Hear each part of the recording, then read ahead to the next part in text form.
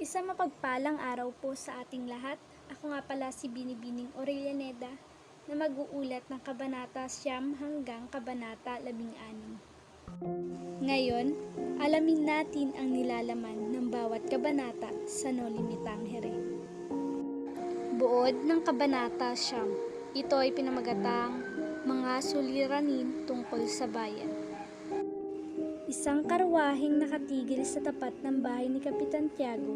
Ang nakasakay sa loob nito ay si Tia Isabel at hinihintay na lamang na sumakay si Maria. Tiyempong dumating si Padre Damaso at tinanong ang magtiya. Sinabi nilang kukunin ni Maria ang kagamitan nito sa biateryo. Nahalata kaagad ni Kapitan Tiago ang pagbabagong anyo ng pari nang hindi nito iabot ang kamay ng magtangka siyang magmano rito. Sinabi ng pari na kailangan mag-usap silang sarilinan ni Kapitan Tiago. Pumasok sila sa isang silid at isinarang mabuti ang pinto. Samantala, pagkaraang makapagmisa si Pare Sibilia, kaagad na nagtuloy siya sa kumbento ng mga Domenico sa Puerto de Isabel, Segunda. Dumiretso siya sa isang silid at tumambad sa kanyang paningin ang anyo ng isang matandang paring may sakit. Siniglahan siya ng matinding pagkaawa rito. Ikinawento ni Pare Sibilia sa paring may sakit ang tungkol sa naganap na pagkakaalitan ni Padre Damaso at ni Ibarra. Ipinaliwanag ni Pare Sibilia na si Ibarra ay taong mabait at mabuting tao. Ang dalawang pari ay nagpalitan ng mga kuro-kuro tungkol sa mayamang binata, kay Maria Clara at kay Kapitan Tiago. Sa kanilang pagsusuri, ang mga ito ay lubhang napakalaki ng maitutulong sa ikasusulong ng kanilang korporasyon at kapatiran ng panahong iyon. Sinisisi ni Padre Damaso si Kapitan Tiago dahil sa hindi nito pagtatapat. Binalaan pa niya ang kapitan na kailanman ay huwag itong magsinungaling sa kanya, sapagkat siya ang inaama ni Maria Clara. Pag-alis ng pari, kaagad na pinatay niya ang mga ipinatulos ng dalawang kandila kay Maria na patungkol sa maluwalhating paglalakbay ni Ibarra patungong San Diego. Ang Kabanata 9 ng Noli Me Tangere ay nagpapakita ng pagtataksil o sunod-sunuran ng mga Pilipino sa kanilang kapwa Pilipino para lamang manatili sa kanilang magandang estado. Kagaya na lamang ni Kapitan Tiago na naging sunod-sunuran kay Padre Damaso. Ngayon, dumako na tayo sa susunod na kabanata, ang Kabanata 10, ang Bayan ng San Diego. Ang San Diego ay isang karaniwang bayan sa Pilipinas na nasa isang baybayin ng isang lawa at may malalapad na bukirin at palayan. Karamihan sa nakatira rito ay magsasaka. Dahil sa kanilang kamangmangan, ang mga inaaning produktong agrikultura ay naipapagbili nila ng murang-mura sa Chino. Kagaya pa ng ibang bayan sa Pilipinas, ang San Diego ay mayroong itinatagong alamat. May isang umanong matandang Kastila na dumating sa bayan. Ito ay matatas magsalita ng Tagalog at nanlalalim ang mga mata. Binili niya ang buong gubat.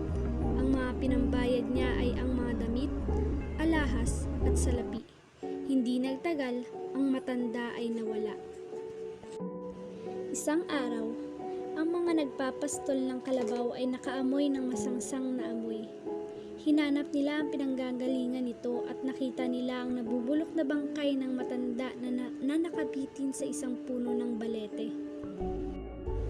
Dahil sa pagkamatay ng matanda, lalo siyang kinatakutan. Makalipas ang ilang buwan, may isang batang mistisong Kastila ang dumating at sinabing siya ang anak ng namatay. Ito ay may pangalang Saturnino. Siya ay masipag at mapusok. Sininop niya ang gubat at sa kalaunan, nakapag-asawa siya ng isang babaeng taga Maynila at nagkaroon ng anak na tinawag niyang Rafael o Don Rafael na siyang ama ni Crisostomo. Si Don Rafael ay hindi malupit, bagkus siya ay mabait. Ito ang dahilan kung bakit siya kinagiliwan ng mga magsasaka. Napaunlad niya ang lugar. Mula sa pagiging nayon, ito ay naging bayan. nagkaroon ng isang kurang Pilipino at nang namatay ito, isang kurang Kastila ang napalit, si Padre Damaso. Ang kabanatang ito ay nagpapakita na kung ang tao ay masikap, ay tiyak na magtatagumpay ito balang araw. Katulad na lamang ng ginawa ng lolo ni Crisostomo Ibarra, mula sa masukal at gubat na lupain ay pinagyaman niya ito. Hindi niya tinigilan ang pagpapaunlad sa lupain ito hanggat hindi niya nakikitang nagiging produktibo. At nagtagumpay naman siya. At kalaunan ay pinagpatuloy naman ni Don Rafael ang pagpapayaman sa agrikulturang nasimulan ng kanyang ama. Kaya naman naging mas maunlad ito. Ngayon, dumako na tayo sa susunod na kabanata, ang Kabanata 11. Ito ay pinamagatang ang mga makapangyarihan. Ang tatay ni Crisostomo na si Don Rafael ang pinakamayaman sa bayan, ngunit hindi siya tinaguriang makapangyarihan. Ang kapitan ng bayan naman at pati na rin si Kapitan Tiago, bagamat sila ay nasa posisyong namumuno, ay hindi pa rin tinawag na makapangyarihan. Ang San Diego ay maihahalin tulad sa Roma at Italia sa mahigpit na pag-aagawan sa kapangyarihang pamunuan ng bayan. Ang mga ito ay sina Padre Bernardo Salvi, isang payat at batang Pransiskano at siyang pumalit kay Padre Damaso. Payat siya sapagkat mahilig siyang mag-ayuno. Kung ihahambing siya kay Padre Damaso, siya ay mabait at maingat sa tungkulin. Ang Alpares ang puno ng mga gwardiya sibil. Labis na pinagsisihan ni Alpares ang pagpili nito kay Doña Consolacion, kaya't upang maipaghiganti ang kanyang kasawian ay lagi itong naglalasing. Maging ang mga sundalo ay pinapahirapan sa gitna ng matinding init ng araw, at sa tuwina ay binubugbog ang asawa. Bagamat may hidwaan ang Alpares at Padre Salvi, kapag sila ay nagkikita ay pareho silang nagpaplastikan. Sila ay nagbabatian sa harap ng maraming tao at parang walang anumang namamagitan o di pagkakaunawaan.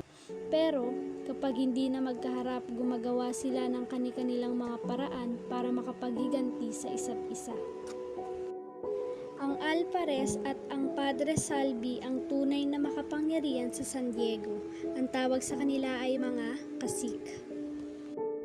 Ang maaari nating matutunan sa kabanatang ito ay may mga tao talagang pakitang tao lamang hanggang sa ikaw ay may silbi para sa kanila. Kagaya na lamang ng sitwasyong mayroon sina Alpares at Padre Salvi. Ngayon, tumungo na tayo sa susunod na kabanata. Ito ang Kabanata 12. Ito ay pinamagatang Araw ng Mga Patay. Ang sementeryo ng San Diego ay nasa kalagitnaan ng isang malawak na palayan at may bakod na lumang pader at kawayan. Lubhang napakakipot ng daang patungo rito. Ito ay maalikabok kung tag-araw at napakaputik naman kung tag-ulan. Sa isang bahagi ng libingan, may dalawang tao ang humuhukay ng paglilibingan ng malapit sa pader na parang babagsak na. Ang isa ay dating supolterero at ang isa naman ay parang bago sapagkat hindi siya mapakali.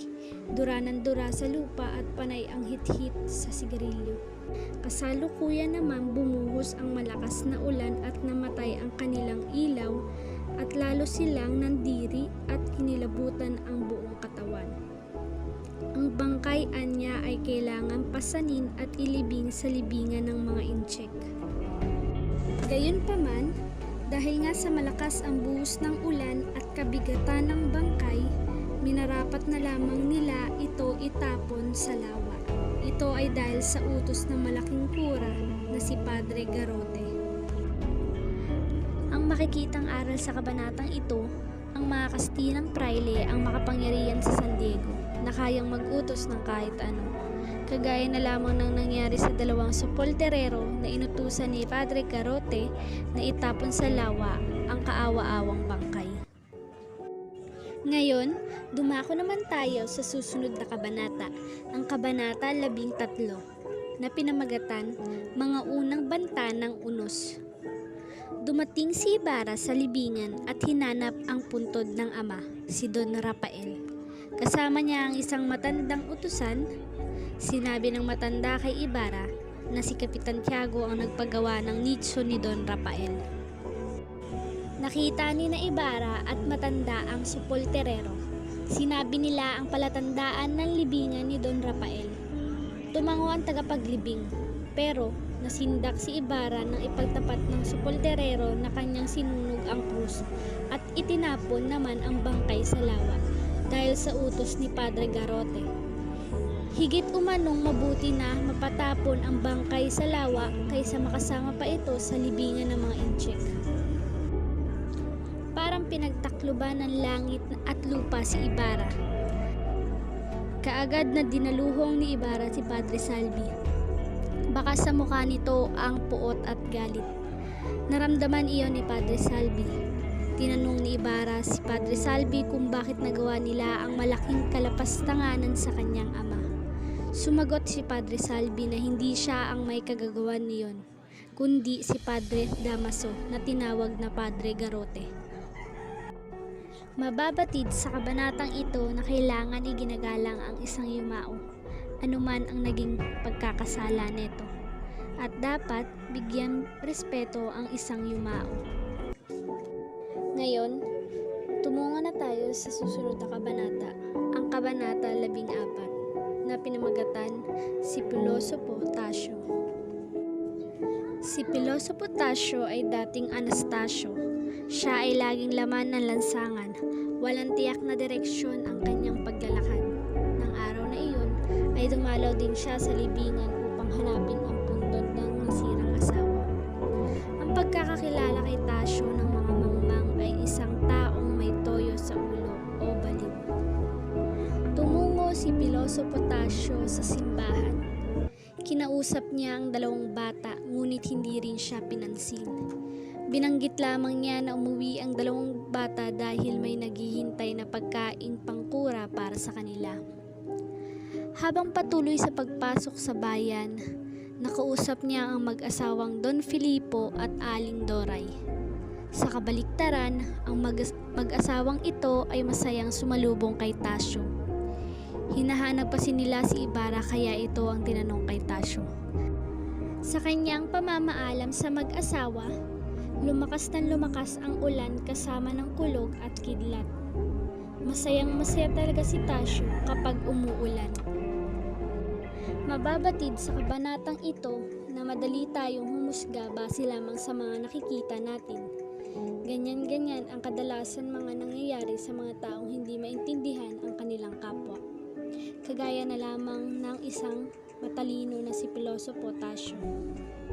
Alam naman natin na matalino siya, hindi lamang siya naintindihan ng ibang tao dahil na rin sa iba't ibang paniniwala ng mga ito.